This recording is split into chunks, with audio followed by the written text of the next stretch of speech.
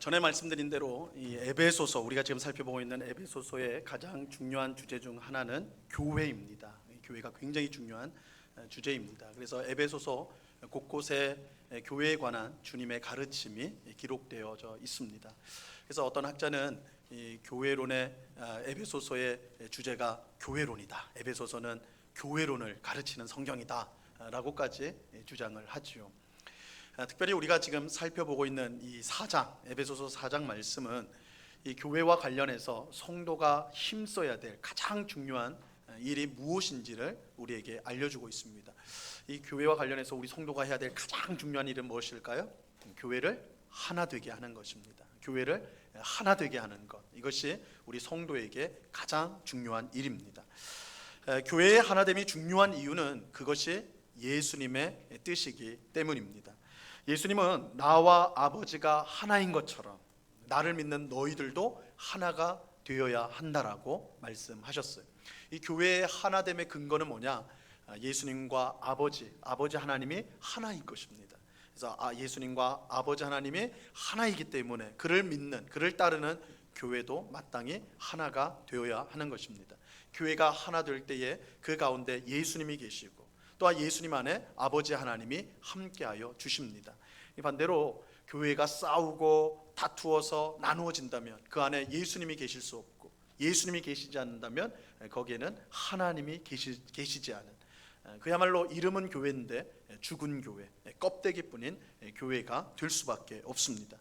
그래서 아무리 모든 것을 다 갖춘 교회라 할지라도 하나 되지 못하고, 그래서 예수님이 계시지 않는다면 하나님도 계시지 않고 결국 헛된 모임이 될 수밖에 없는 것이죠. 그리고 예수님이 없는 죽은 교회는 하나님이 주신 사명인 선교의 사명을 절대로 감당할 수가 없습니다.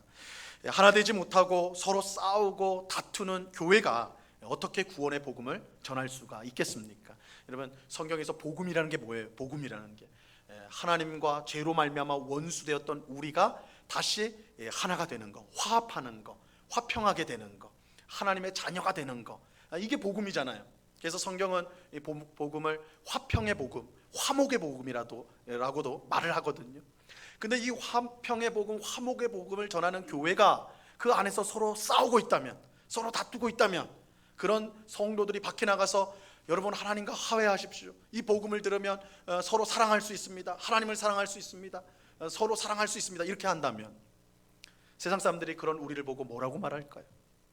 우리 한국 영화 중에 유명한 영화 여주인공이 이런 말을 했죠. 너나 잘하세요. 그죠? 너나 잘하세요. 우리는 막 이 안에서 막 치고받고 싸우는데 나가가지고는 복음을 들으면 하나님의 사랑을 받아요. 우리도 서로 사랑할 수 있어요. 너나 잘하세요. 너나 잘하세요. 그런 말을 들을 수밖에 없을 거예요. 교회는 하나가 되어야 됩니다. 교회가 사랑으로 하나 될 때에 하나님이 주신 선교의 사명, 교회의 목적이라고 할 수 있는, 선교는 교회가 하는 하나의 일이 아니라 존재 목적이라고 그랬죠. 복음을 전하는 것, 하나님 나라를 세상 가운데 보여주는 이 사명을 교회가 하나가 될 때에 이룰 수가 있는 것입니다. 그런데 교회의 하나됨은 획일적인 하나됨이 아니에요. 획일적인 하나됨이 아니에요. 같은 옷을 입고 같은 머리 스타일을 하고, 그죠? 같은 생각을 가지고 같은 행동을 하는 그런 하나됨이 아닙니다. 이 교회의 하나됨은 다양하고 풍성한 하나됨이, 다양하고 풍성한 하나됨. 교회의 하나됨은 마치 무지개와 같다고 할 수가 있어요. 무지개와 같아요. 여러분, 무지개는 하나잖아요. 하나인데 그 안에 색깔이 7가지 색깔이 조화를 이루고 있잖아요. 그죠? 그래서 무지개를 보면 다양한 7가지의 다양한 색깔이 그 안에 반짝반짝이는데 그것이 혼란스럽거나 그것이 뭐라고 해요? 서로 다투거나 마찰을 이루거나 이런 것이 아니라 조화를 이루어서 아름다움을 이루잖아요. 7가지 색깔이지만 하나인 무지개. 교회가 그런 모습이라는 거예요. 교회가 이처럼 하나지만 다양하고 풍성한 하나일 수 있는 것은 하나님께서 이 교회에 다양한 직분과 다양한 은사를 주셨기 때문입니다. 사도 바울은 교회를 사람의 몸에 비유할 때가 많습니다. 사람의 몸의 비유를 자주 해요. 교회는 뭐냐? 사람의 몸과 같다. 여러분, 사람의 몸에는요 여러 기관이 다양하게 있습니다. 그죠? 사람의 몸은 단순하지가 않아요. 굉장히 다양한 기관들이 있습니다. 뭐 크게 보면 머리가 있고, 몸통이 있고 팔 있고 다리 있고, 그죠? 이렇게 이제 크게 보는데, 또 머리에는 뭐가 있어요? 눈이 있어요, 코가 있어요, 입이 있고 귀가 있고, 그냥 다양한 게 있고, 몸통 안에는 또 뭐가 있어요? 그 안에 심장을 비롯한 여러 장기들, 수많은 장기들이 이 속에 있단 말이에요, 그죠? 이 사람이, 한 사람의 몸에는 이처럼 다양한 기능을 하는 아주 다양한 기관들이 다 있는 거예요. 근데 중요한 것은 한 사람의 몸 안에 이처럼 다양한 기관이 있어서 제각각 움직이지만, 똑같이 움직이지 않죠. 제각각 기능이 다르고 제각각 움직여요.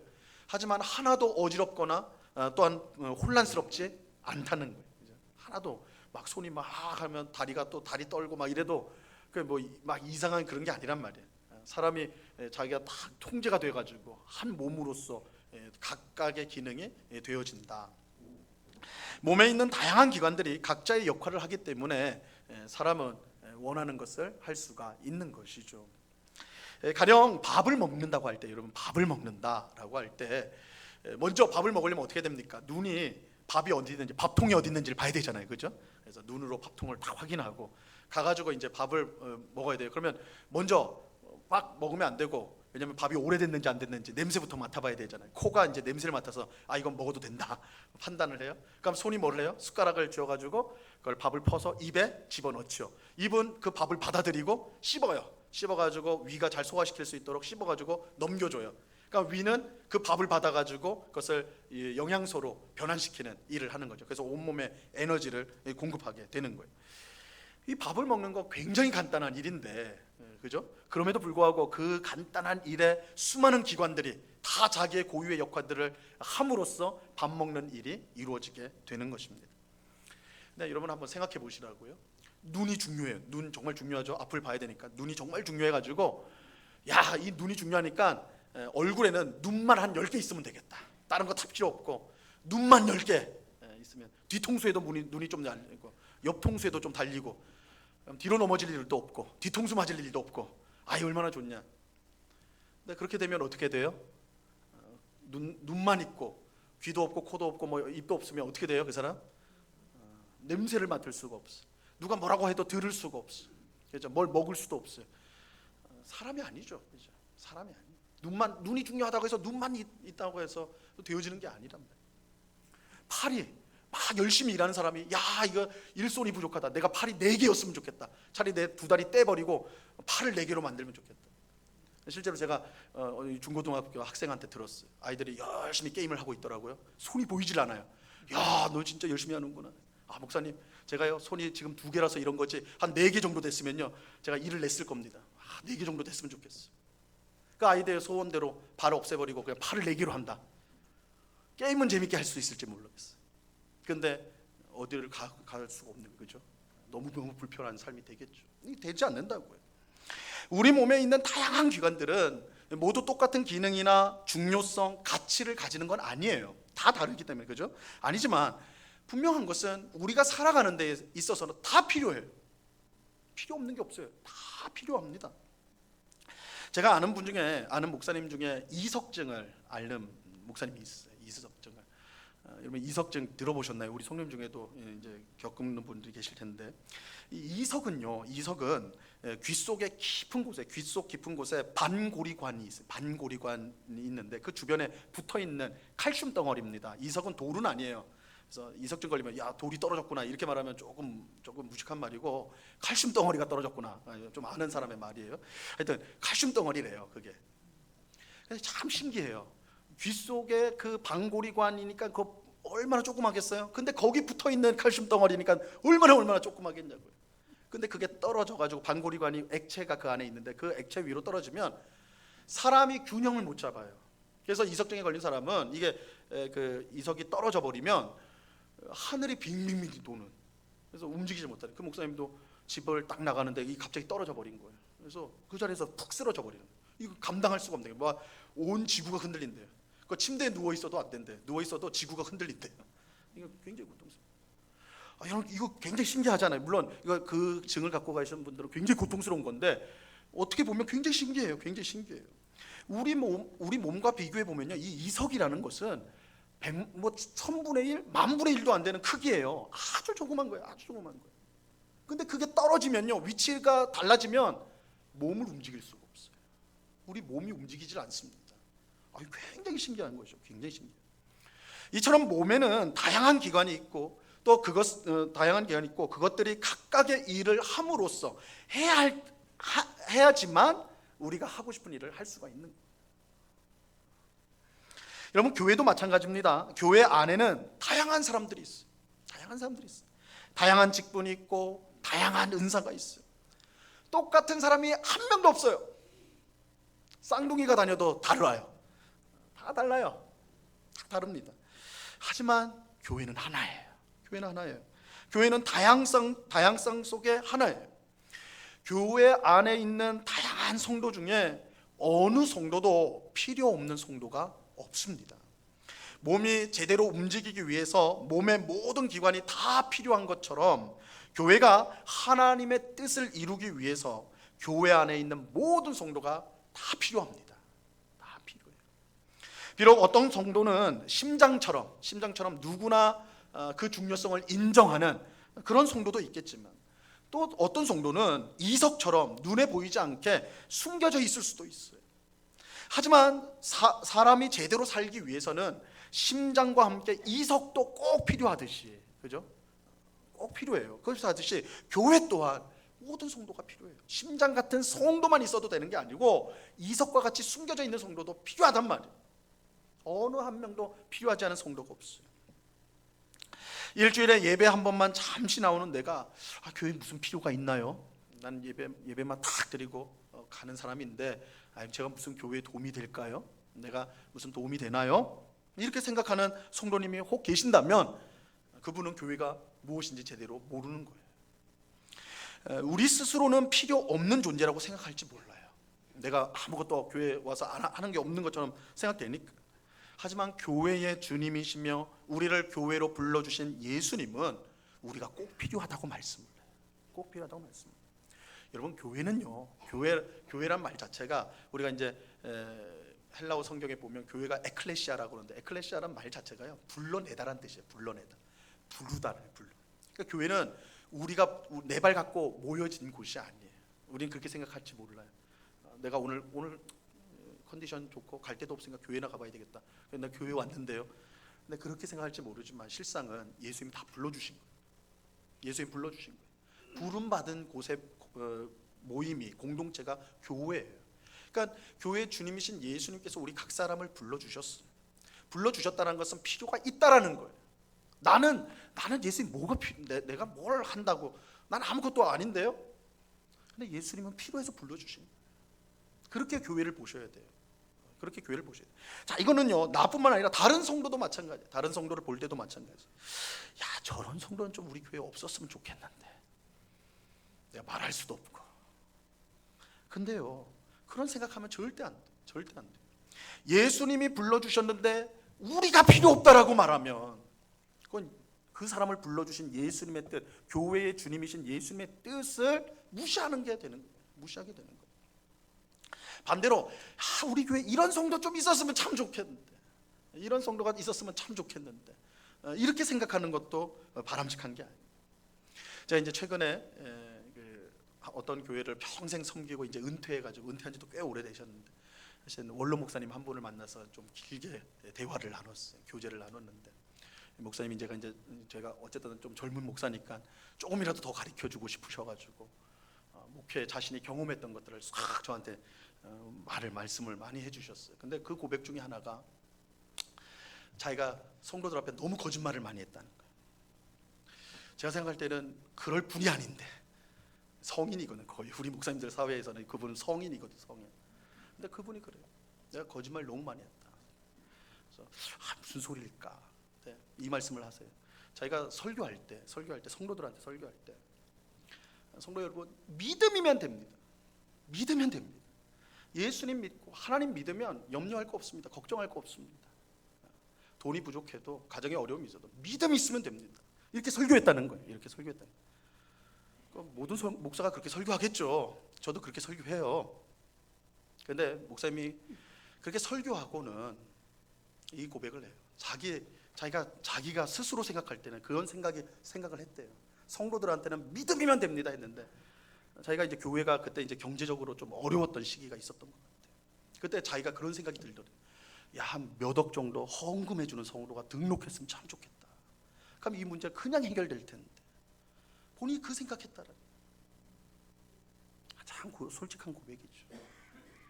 이게 자기가 거짓말 너무 많이 했다고 그 말씀하셨다. 굉장히 들으면서 제가 부끄러워지는 고백이었어요. 여러분, 우리는 돈 많은 사람, 세상적으로 힘 있는 사람, 그런 사람이 교회에 많으면 교회가 훨씬 좋아지고 괜찮아지겠다, 그렇게 생각을 해요.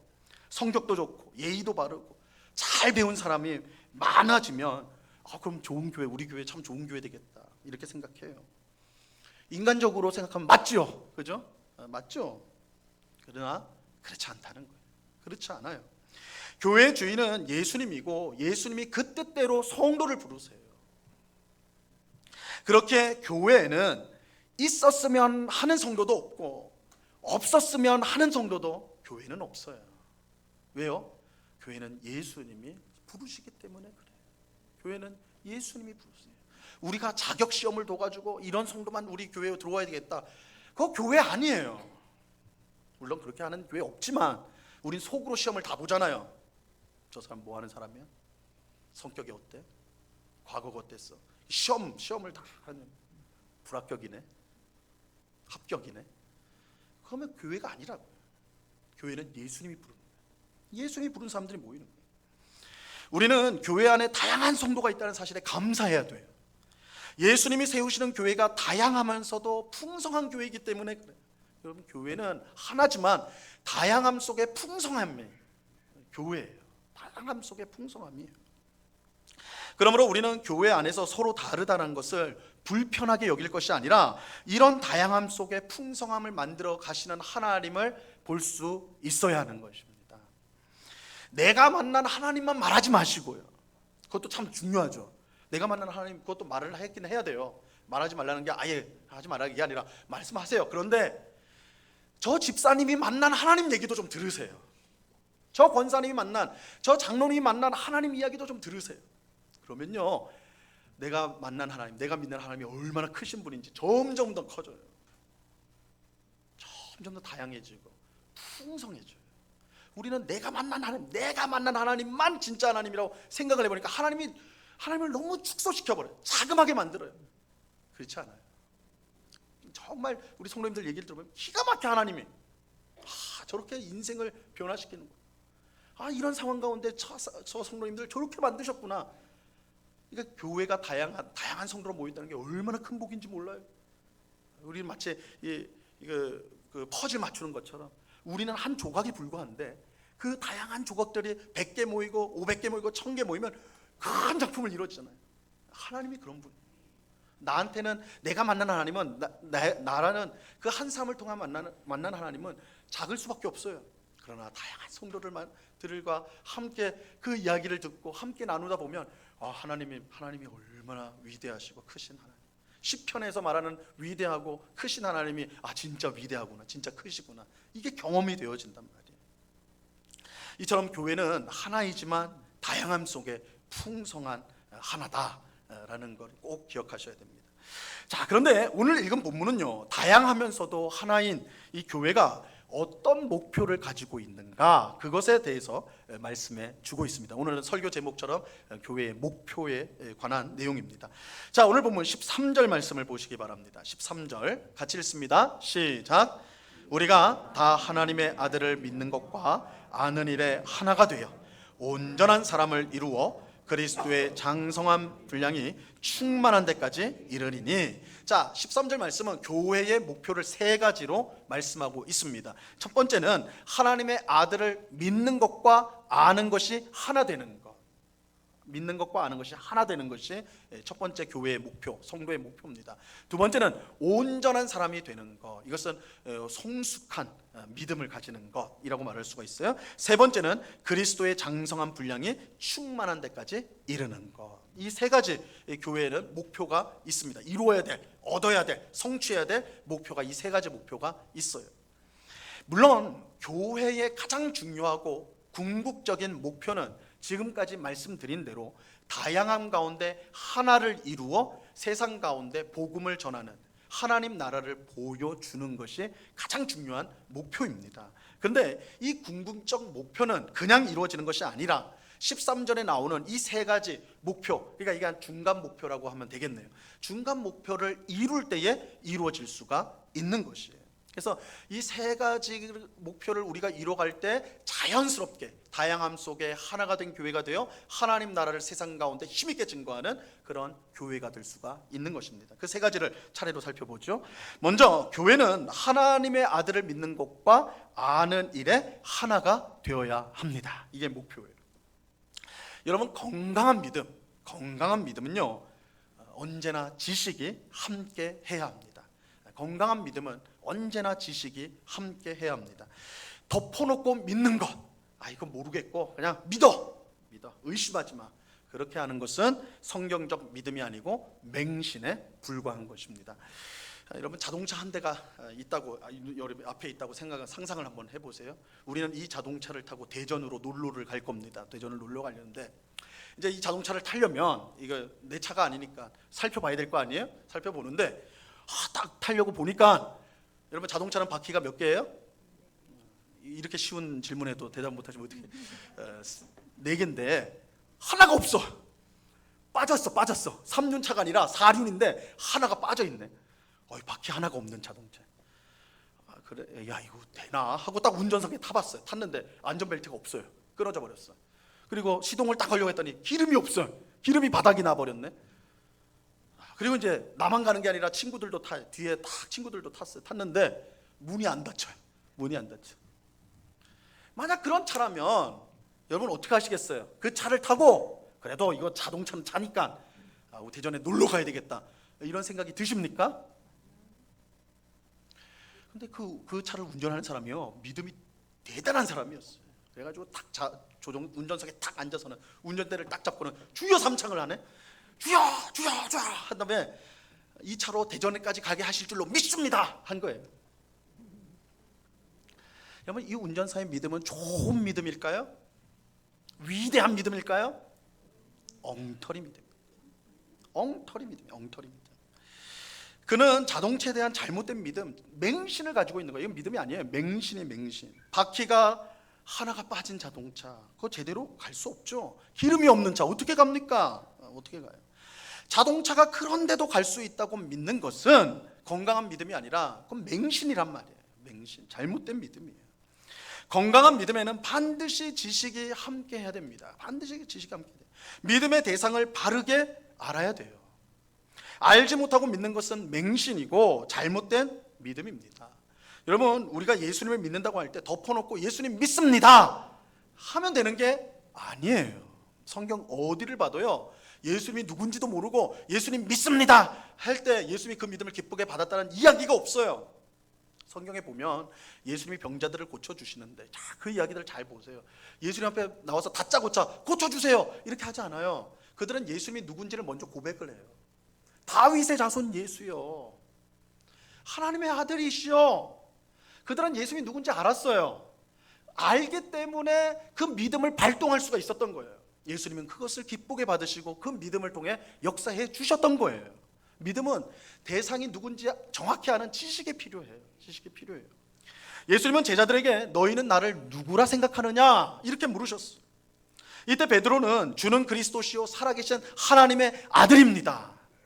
예수님은 이 베드로의 이 대답을 기쁘게 받으셨어요. 너희가 나를 아는구나. 너희가 내가 누군지를 아는구나. 그거 기쁘게 받으셨어요. 여러분, 예수님이 누군지 알아야지 그를 믿을 수가 있어요. 이게 바른 믿음이에요. 하지만 반대로 예수님을 머리로 알기만 하고 믿지 않는다면 그것 또한 건강한 믿음이 아니죠. 성경을 1000번 읽어가지고 달달 외우는 사람이 있다고 생각해요. 하여튼 톡만 쳐도 성경 구절이 주르르 나온 그런 사람이 있다고 생각했어요. 근데 어떤 어려움을 당했을 때에 딱 어려움을 당하니까 어떻게 해야 돼요? 우리는 예수님께 구해야 되잖아요. 도움을 요청해야 되잖아요. 지혜를 구해야 되잖아요. 근데 이 사람은 성경은 박사인데 기도 안 해. 어려움 당하는데 기도 안 해요. 자신의 지혜와 또 자신이 갖고 있는 것을 다 동원해가지고 해결하려고 한다. 그렇다면 그 사람은, 그 믿음은 엉터리라고 말할 수밖에 없습니다. 그 믿음은 엉터리예요. 이 사람은 예수님이 하나님의 아들이고 우리를 죄와 비참에서 구원할 수 있는 유일한 구원자인 것을 알아요. 하지만 정작 어려움을 당할 때 기도하지 않습니다. 그렇다면 이것은 예수님을 바르게 믿는 것이 아니에요. 자, 이런 사람을 우리는 조금 어려운 말로 실천적 무신론자라고 부릅니다. 실천적 무신론자라고 불러요. 무신론자는 신이 없다고 믿는 사람이에요. 신이 없다고 믿는 사람을 무신론자고 불러요. 근데 여러분 아십니까? 교회 안에요, 무신론자들이 많아요. 교회 안에 무신론자들이 많습니다. 아이, 목사님, 그게 말이 됩니까? 교회는 어쨌든 하나님 믿으니까 이 자리에 나와서 예배하는 거죠. 하나님 안 믿는데 예배 드리는 사람이 어디 있어요? 교회 다니는 사람이 어디 있어요? 하여튼 불행하게도 많아요. 하나님이 세상을 창조했다는 것을 알아요. 예수님이 우리의 죄를 위해 십자가에서 죽었다는 것도 알아요. 심지어 부활도 알고 있어요. 마지막 날 예수님이 이 세상을 심판하신다, 그것도 알고 있어요. 그런데 그걸 다 알고 있음에도 불구하고 세상을 살면서 어떤 일을 당했을 때 하나님의 뜻은 구하지 않아요. 하나님이 세상을 다스린다는 걸 알면서도 하나님의 뜻을 구하지 않아요. 어려움을 당했을 때 하나님이 내 아버지가 된다는 것을 알지만 기도하지 않아요. 이게 도대체 무슨 믿음이란 말이에요? 무신론자죠. 하나님을 안다고 하지만 그건 무신론자예요. 근데 믿는다고 하니까 무신론자라고 붙일 수 없어서 그 앞에 뭐라고 해요? 실천적 무신론자. 무신론자는 아닌데 실제로 보니까 무신론자라는 거예요. 실천적 무신론자라고 불러요. 오늘날 교회의 불행은 하나님에 대한 지식만 있을 뿐 믿음이 없는 실천적 무신론자들이 교회 안에 많다는 거예요. 여러분, 교회 역사를 보면 교회가 정말 힘있게 복음을 전하고 여러 핍박과 어려움에서도 굴하지 않고 사랑을 실천했던 그런 때가 있었어요. 초대교회, 그럴 때 종교개혁 시기, 그럴 때 있잖아요. 반면에 중세시대와 오늘날 또 우리 사회에서의 한국 교회의 모습처럼 교회가 힘을 잃고 멸시당하고 어떻게 막 낮아빠지는 그런 교회의 시대가 있어요. 그럼 좀 이상하지 않아요? 교회가 믿는 분은 하나님이고 예수님인데 하나님과 예수님이 시대 따라 달라지나요? 초대교회 때는 막 권능이 많으신 하나님이시다가 중세시대에는 힘이 확 빠져버리시고, 종교개혁 시대는 다시 힘을 얻으셨다가 한국교회에 와서는 다시 힘을 잃으시고, 그럴 리 없잖아요. 하나님은 어제와 오늘이 동일하시다고, 똑같이 전능하신 분이에요. 그러면 왜요? 왜 교회가 그렇게 될까요? 실천적 무신론자들이 교회에 많아지면 그런 현상이 일어나는 거예요. 교회 성도들이 많아요. 한국 교회는 여전히 한국 사회에서 가장 큰 종교는 교회예요. 기독교예요. 물론 명수를 세보면 2위, 3위 할지 모르지만 주일날, 오늘 딱 주일날 적어도 1000만 가까운 사람들이 한 곳에 모이는 종교단체는 한국에 존재하지 않아요. 그렇게 수많은 사람이 자신을 성도로 고백하고 교회를 다녀요. 근데 힘이 없어요. 왜요? 실천적 무신론자. 알아요? 그러나 믿진 않아요. 기도하지 않아요. 뜻을 구하지 않아요. 그럼 교회가 약해질 수밖에 없는 거예요. 여러분, 하나님의 아들을 믿는 것과 아는 것이 하나가 되어야 돼요. 아는 것과 믿는 것이 하나가 되어야 돼요. 이것이 우리 모든 성도와 교회의 목표예요. 목표가 되어야 돼요. 그러니까 우리의 믿음은 지식이 분명히 있어야 됩니다. 근데 그 지식으로만 되는 거 아니고 그 지식이 또한 우리의 믿음이 돼요. 그게 하나가 돼야 되는 거예요. 그렇죠? 하나가 돼요. 예수 그리스도가 누구신지 분명히 알고, 그렇기 때문에 그 예수님을 온전히 의지해야 된다. 하나님의 아들을 아는 것과 믿는 것이 하나가 되는 것이 교회와 성도의 목표예요. 이 목표를 이루어 나갈 때에만이 다양성 속에 하나된 교회로서 주님이 쓰시는 복된 교회가 될 수가 있는 것입니다. 자, 둘째는 온전한 사람이 되는 거예요. 온전한 사람이 되는 거예요. 여기서 이 온전한 사람은 신앙이 성숙한 성도를 뜻하는 것입니다. 성경은 어린아이가 점점 성장하여서 어른이 되는 것처럼 신앙도 어린아이의 신앙으로 시작해서 점점 더 장성한 어른의 신앙으로 발전한다, 이렇게 설명을 해요. 차이점이 있어요. 다만 차이점이 있는데 그건 뭐냐면, 어린아이들은 세월이 지나면 잘합니다. 정신적으로는 좀 늦을지 몰라도 몸은 하여튼 잘해요. 먹을 것만 잘 먹으면 어른이 됩니다. 키도 크고, 그죠? 어른이 돼요. 그러나 신앙은 그렇지 않다. 신앙은 어린아이의 신앙을 갖고 있는 사람이 시간만 흘렀다고 해서 그 신앙이 어른의 신앙이 되는 건 아니라는 거예요. 어른의 신앙이 되는 건 아니에요. 예수를 믿은 지 수십 년이 지났어도,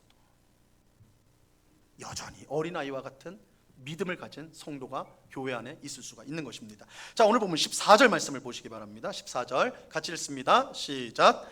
이는 우리가 이제부터 어린아이가 되지 아니하여 사람의 속임수와 간사한 유혹에 빠져 온갖 교훈의 풍조에 밀려 요동하지 않게 하려 함이라. 자, 말씀 보세요. 우리가 이제부터 어린아이가 되지 아니하여. 이 말 무슨 말이에요?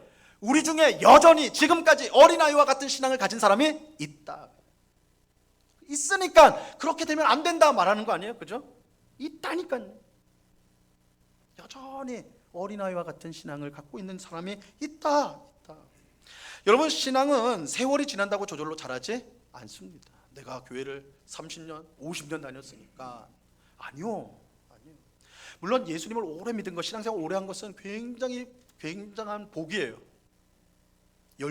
신앙의 연륜이 깊다는 건 굉장히 큰 복입니다.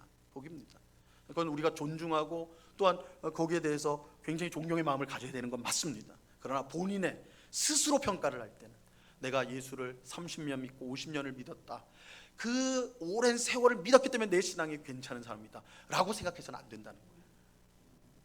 세월이 저절로 신앙을 성장시키지 않아요. 직분도 우리의 신앙을 성장시키지 않습니다. 내가 이런 직분, 심지어 나는 목사인데. 아니요. 목사가 되었기 때문에 신앙이 성장하는 법 없습니다. 많은 분이 이렇게 말을 해요. 믿음이 없는 사람도 직분이 주어지면 믿음이 좋아진다. 이런 말 아마 들어보신 적 있을 거예요. 물론 그런 성도가 있을 수 있어요. 없는 건 아니에요. 실제로 직분을 받고 이전에는 뭐 껄렁껄렁 하다가 직분을 탁 맡으니까 사람이 확 변해가지고 책임감 있게 정말 믿음으로 잘 하시는 분들 있습니다. 분명히 있어요. 하지만 직분을 받았다고 신앙이 성장하는 건 아니에요. 오히려 반대로 생각해야 돼요. 성숙한 신앙을 가졌기 때문에 직분이 주어지는 것입니다. 이것은 디모데전서 3장에 나오는 장로와 집사 자격을 보면 알 수가 있어요. 거기는 이제 장로라고 하지 않고 감독이라고 돼 있는데, 이제 장로랑 오늘 우리식으로 하면 장로와 같다고 할 수 있어요. 장로와 집사의 자격이 나오는데요. 거기에 보면 성숙한 신앙이 직분을 받는 자격이라는 것을 알 수가 있습니다. 더욱이 장로의 자격 중에는요, 뭐가 있냐면 새로 입교한 자는 세워서는 안 된다라는 조건이 있어요. 그러니까 몇 달 전에 새로 딱 등록한 새 신자가 딱 공동회의를 해가지고 돼버렸네요. 장로가 돼버린. 그건 안 된다는 거예요. 만약에 직분이 신앙을 성장시킨다면 이 조건이 있을 이유가 없겠죠. 근데 직분으로 신앙이 성장하는 게 아니란 말이에요. 또 사도행전 6장에 보면 사도들이 7 집사를 세우는데, 교회에서 구제의 사역을 감당할 집사 7을 세우는데, 그 조건이 뭐냐면 성령과 지혜가 충만하여서 칭찬받는 사람이에요. 그러니까 믿음이 성숙한 사람들에게 직분이 주어졌다라고 보셔야 돼요. 물론 이렇게 말씀드리면 많은 성도가요, 나는 아직 믿음이 아직 별로니까 나는 직분을 받으면 안 되는구나 이렇게 생각하고, 만약에 그런 계기가 있으면 피해야 되겠다 이렇게 생각할지 모르겠어요. 하지만 우리 중 어느 누가 나는 성숙한 성도다 그렇게 말할 수가 있겠습니까? 어느 누가 그렇게 말할 수 있겠어요? 죽을 때까지 죄인임을 고백할 수밖에 없는 게 우리예요. 그러므로 나는 성숙한 믿음을 가진 후에 직분을 받겠다 이렇게 말하는 것도 바람직한 게 아니에요. 그러면 천국에 가서 직분을 받을 수밖에 없는 거예요. 그렇죠? 이 땅에서는 못 받다. 우리 중 어느 누구도 받지 못할 거라면 그렇게 하면 안 돼요. 성숙한 신앙은 자신을 의인으로 생각하는 게 아니라 야, 나 이 정도면 됐다 그렇게 하는 건 이미 틀린 거예요. 그렇게 생각하면 그게 아니라 여전히 죄인이지만, 자신이 죄인인 걸 알아요. 여전히 죄인이지만 자신이 죄인인 것을 애통하게 여기면서, 야, 내가 오늘도 하나님 뜻대로 살지 못해, 내가 하나님을 기쁘시게 못해, 내가 그런 자구나, 그걸 애통하게 여기면서 하나님의 은혜가 아니면 내가 할 수 없구나, 이게 고백하는 게 성숙한 신앙이에요. 성숙한 신앙. 자신이 죄인임을 애통하게 여기고 하나님의 은혜로 살 수밖에 없음을 고백하는 그 믿음, 그 신앙이 성숙한 거예요. 분명한 사실은 모든 성도와 교회는 온전한 사람, 이 성숙한 신앙을 가진 성도가 되도록 힘써야 된다는 거예요. 그래서 온전하다는 건 퍼펙트, 완벽하다는 뜻이 절대 아닙니다. 흠이 없다는, 그럼 교회에 아무도 없어요. 아무도 있을 수가 없어요. 다시 말씀드리지만 온전한 사람이란 자신이 죄인인 것을 알고 그 죄를 애통해 여기면서 하나님의 은혜로만 내가 살 수 있음을 고백하는 그것이 온전한 믿음이에요. 온전한 믿음. 우리는 어린아이 신앙으로 머물러서는 안 돼요. 어린아이 신앙으로. 그런데 방금 읽은 14절에 보면 어린아이의 신앙이 무엇인지를, 그 특징을 설명을 하고 있죠. 그것은 14절 보세요. 사람의 속임수와 간사한 유혹에 빠져 온갖 교훈의 풍조에 밀려 요동하는 것이다, 이렇게 설명하고 있습니다. 어린아이 신앙의 가장 중요한 특징은 하나님 말씀의 뿌리를 깊이 내리지 못하여서 사람이 전하는 잘못된 교훈에 끌려서 이리저리로 요동친다는 거예요. 말씀의 뿌리가 없어요. 말씀의 기준이 없어요. 그러니까 여기서 뭐라고 하면 그게 맞나 보다, 저기서 뭐라고 하면 그게 맞나 보다, 요동하는 거예요. 요동하는 거예요. 이게 어린아이예요. 어린아이들이 그러잖아요. 저쪽에서 사탕 줄게 그러면 막 뛰어가고, 저기서 야 난 더 큰 초콜릿 줄게 그러면 또 절로 막 뛰어가고, 중심이 없으니까. 어린아이의 특징이에요. 하나님 말씀을 모르면 신앙이 갈팡질팡할 수밖에 없어요. 하나님 말씀을 기준으로 삼지 못하면요, 어떤 일이 일어나냐면, 어디 기도회 가면 신령한 목사님이 있어서 무슨 말을 한다더라, 그럼 글로 가는 거예요. 그거에 귀를 기울여. 꿈속에서 들었던 내가 이건 생각도 못한 말인데 그거를 하나님 말씀보다 더 앞세우는 거예요. 그렇게 돼버리는 거예요. 이처럼 하나님 말씀이 아닌 다른 소리에 귀를 기울이면 신앙이 바르게 성장할 수가 없어요. 신앙이 성숙한 성도가 되기 위해서는 반드시 하나님 말씀에 깊이 뿌리를 내려야 돼요. 그러니까 하나님 말씀에 깊이 뿌리를 낸다는 건 그 말씀으로 내 삶을 비춘다는 것이고, 말씀에 나를 비추면요, 내가 죄인이라는 걸 깨닫지 않을 수가 없어요. 내 죄를 애통해할 수밖에 없어요. 그럼과 동시에 말씀을 통해서 내가 살 유일한 길은 하나님의 은혜에 있다는 것을 분명히 알게 돼요. 그러니까 말씀에 뿌리를 내리면 그 신앙이 견고해질 수밖에 없는 거예요. 자신의 죄인됨을 고백하면서 내 살 길이 은혜라는 것을 알고 하나님을 더 의지하는, 좌우로 흔들릴 이유가 없어요. 하나님만 붙들고 가는 거예요. 말씀에 뿌리를 내려야 돼요. 하나님 말씀을 인생의 기준으로 삼아야 하는 것입니다. 그럴 때 우리가 성숙한 신앙을 가질 수가 있는 것입니다. 자, 셋째로는 그리스도의 장성한 분량이 충만한 데까지 이르는 것입니다. 모든 성도는 그리스도의 장성한 분량이 충만한 데까지 이르도록 힘써야 돼요. 이것을 다르게 표현하면 좀 이게 말이 어렵잖아요. 장성한 분량이 충만한 데까지니까 이게 말이 어려운데, 간단하게 말하면 예수님을 닮아야 돼요. 예수님을 닮아야 돼요. 예수님은 우리의 믿음의 대상이기도 하지만, 분명히 우리의 믿음의 대상이에요. 하나님의 아들이시니까 우리의 믿음의 대상이기도 하지만, 우리가 닮아야 될 삶의 모범이기도 합니다. 왜냐하면 예수님은 우리와 같은 사람으로 이 땅에 오셨기 때문에. 그래서 예수님은 우리의 믿음의 대상, 우리가 기도의 대상이면서 동시에 우리가 닮아야 될, 본받아야 될, 따라가야 될 삶의 모범이 되십니다. 예수님은 제자들에게요, 나를 본받으라고 말씀하셨어요. 분명하게 그러셨어요. 나를 본받으라. 요한복음 13장에 보면 예수님께서 제자들과 유월절 식사를 하실 때였습니다. 그때 예수님 그 자리에서 갑자기 일어서시더니 제자들 한 사람 한 사람의 발을 씻어주기 시작을 했어요. 발을 씻어주셨어요. 이 당시 다른 사람의 발을 씻는 것은 종이 하는 일이었어요. 종이. 이것은 절대 자유인이나 보통의 사람이 다른 사람의 발을 씻는다, 있을 수 없는 일이에요. 종이 하는 일입니다.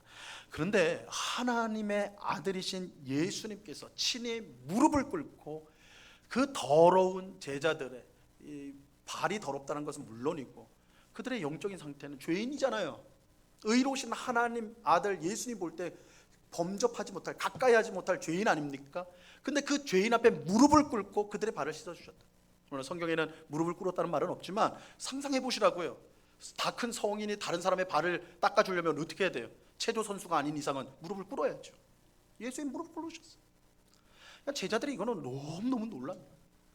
그들은 예수님이 하나님의 아들로 고백한 사람들, 메시아라고 고백했는데, 그 메시아가, 하나님의 아들이 자기들 같은 죄인, 형편없는 죄인 앞에 무릎을 꿇고 자신들의 발을 닦아주신단 말이에요.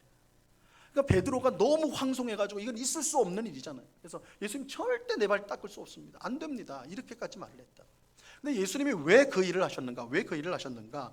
제자들이 본받도록 하기 위해서 그런 거예요. 제자들이 본받도록 하기 위해서. 요한복음 13장 14절과 15절 말씀입니다. 잘 들어보세요. 내가 주와 또는 선생이 되어 너희 발을 씻었으니 너희도 서로 발을 씻어주는 것이 옳으니라. 내가 너희에게 행한 것 같이 너희도 행하게 하려 하여 본을 보였노라. 예수님 분명히 말하잖아요. 내가 너희에게 한 것처럼 너희도 서로의 발을 씻겨주게 하려는 것이다. 서로 섬기게 하려는 것이다. 서로 너는 나보다 더 나쁜 놈이야, 악한 놈이야, 그렇게 싸우는 게 아니라, 그렇게 따지면 예수님은 제자들 맨날 정죄만 해야 될게요. 그러지 말고 나처럼 너보다 더 악한 사람이라고 생각할지라도 그 앞에 무릎을 꿇고 그 사람의 발을 닦아주는 그런 사랑을 실천해라. 내가 지금 그렇게 하고 있지 않니? 그게 예수의 제자 아니니? 본을 보이려 하여 그렇게 하였다, 그렇게 말하고 있어요. 여러분, 우리는 예수님을 본받아야 돼요. 예수님이 하나님 아버지께 온전히 순종하신 것을 본받아야 돼요. 생명을 바치기까지 예수님 순종하셨어요. 죄인까지 사랑하신 모습을 우리는 본받아야 돼요. 예수님은 괜찮은 사람만 찾아다니지 않으셨어요. 죄인들을 찾아다니셨어요. 그들을 찾아다니셔서 복음을 전하셨어요. 사랑을 표현하셨어요. 우리는 그 모습 본받아야 돼요. 죄인을 구원하기 위해 자기의 목숨을 희생하신 모습을 우리는 본받아야 돼요. 불의에 눈 감지 않고 의로운 분노로 싸우셨던 예수님의 모습을 또한 우리는 본받을 줄 알아야 돼요. 무조건 사랑한다고 해서 악한 것, 불의한 것도 품은 거 아니에요. 하나님의 뜻에 어긋나는 것은 반드시 지적하셨어요. 성전에서 뒤집어 엎으셨잖아요. 하나님 앞에 옳지 않은 것에 대해서는 견디지 않으셨어요. 예수님은 그런 의의를 갖고 계셨어요. 본받아야 돼요. 하나님이 주실 영광을 바라보며 십자가의 고난과 수치를 견뎌내신 예수님을 우리는 본받아야 돼요. 우리도 똑같아요. 우리도 지금 예수 믿는 것 때문에 힘들잖아요. 고난의 삶을 살잖아요. 근데 그거 잘 견뎌야 된다. 왜요? 예수님이 똑같았어요. 그 십자가 고난을 견딘 건 그 너머에 있는 하나님의 영광을 보셨기 때문에 우리도 그 본을 따라서 하나님이 주실 영광을 바라보며 지금의 고난을 이겨 나가야 되는. 야, 예수 믿는 게 이 손해가 이만저만이 아니구나. 내가 예수만 안 믿어도 나도 똑같이 욕하고 똑같이 속이고 좀 그러면 편하게 좀 세상 좀 살아봤을 텐데, 눈 한번 꽉 감으면 몇 년이 편해질 수도 있는 그런 기회도 인생에 찾아오지 않습니까? 그럴 수가 없잖아요. 그거 어떻게 우리가 견뎌내냐? 예수님처럼 영광이 하나님 앞에 하나님 주실 영광을 바라보면서 손해를 하는 거죠. 희생을 감당하는 것이죠. 그거 본받으라는 거예요. 본받으라. 예수님이 나를 본받으라. 이처럼 모든 성도와 교회는 예수님의 온전한 모습을 본받아야 돼요. 예수님을 닮아가야 돼요. 닮아가야 돼요. 이것이 모든 성도와 교회가 힘써야 될, 이루어야 될 목표예요. 이루어야 될 목표. 자, 우리는 지금까지 교회의 세 가지 목표를 살펴보았습니다. 하나님의 아들을 믿는 것과 아는 것이 하나 되는 것, 그죠? 온전한 사람, 즉 성숙한 신앙을 가지는 것. 마지막으로 예수님을 닮는 것, 예수님을 본받는 것. 이 세 가지 목표예요. 우리는 이 세 가지 목표를 이루기 위해서 힘써야 돼요. 교회가 이 일을 위해 힘써야 되는데, 교회가 한다는 건 결국 우리 성도 각자가 함께 힘써야 된다는 거예요. 우리가 서로 격려해 가면서 저 믿음이 좋은 성도들만 그렇게 하면 된다, 아니에요. 한 명 예외 없이 우리 모두가 다 그래야지 우리가 교회를 세워가는 거니까. 그런데 여러분, 이 세 가지 목표를 위해서, 이루기 위해서 가장 필요한 것이 무엇일까? 그렇죠? 어떤 목표가 있다면 그걸 이룰 수단이 필요하잖아요. 그게 뭘까? 오늘 이 세 가지를 잠잠히 보면요, 우리가 좀 주의 깊게 생각해 보면 이 세 가지 목표 모두가 그것을 이루는 데 있어서 하나님의 말씀과 깊은 관련이 있다는 것을 발견할 수가 있습니다. 이 세 가지 목표를 이루기 위해서는 반드시 우리에게 하나님의 말씀이 필요하다. 하나님의 말씀이 필요해요. 여러분, 하나님의 아들을 믿는 것과 아는 것이 하나 되기 위해서 우리는 하나님의 말씀을 늘 듣고 읽고 배워야 돼요. 사람들의 교묘한 말에 이리저리 요동치는 어린아이의 신앙에서 벗어나서 성숙한 믿음을 가지기 위해 우리는 하나님 말씀에 깊이 뿌리를 내려야 돼요. 예수님을 닮기 위해서 우리는 예수님을 알아야 되는데, 여러분, 예수님 어디서 알 수 있습니까? 서점에 가가지고 예수님 전기 한번 가져와서 보시겠습니까? 성경에 있잖아요. 복음서에 예수님 우리를 본받으라고 할 때 뭘 본받으란 말이에요. 마태복음부터 요한복음까지 네 권의 성경에 다 예수님이 어떻게 말씀하시고 행동하는가 다 나와 있잖아요. 그렇죠? 그 말씀을 통해 예수님을, 우리가 예수님이 어떤 분인지를 알고 그래 우리가 본받을 수가 있단 말이에요. 그렇게 교회의 이 세 가지 목표를 이루기 위해서 무엇보다 중요한 게 뭐예요? 하나님 말씀이에요. 이게 하나님 말씀과 다 연관이 되고 있어요. 그러므로 여러분 간곡히 부탁을 드립니다. 하나님의 말씀을 읽으십시오. 하나님의 말씀을 읽으십시오. 또 하나님의 말씀을 설명하는 설교를 주의 깊게 들으십시오. 주의 깊게 들으십시오. 목사님 설교는 수면제인데요. 저는 자고 싶지 않지만 목사님 설교를 들으면 잠이 와요. 그건 목사님 문제 아닙니까? 그럴 수 있어요. 그래서 저도 부단히 노력해요, 기도하면서. 그런데 밤늦게 12시에 하는 영화 보고 그래서 새벽에 잠들어서 오는 성도를 깨우는 설교자는 세상에 몇 안 돼요. 주일 준비는 토요일부터 해야 된다고 말씀드렸죠. 여러분은 설교를 잘 듣기 위해서 어떤 노력을 하십니까? 여러분 어떤 노력을 하십니까? 제가 제 책임을 여러분한테 미루는 건 아니에요. 제 몫이 있어요.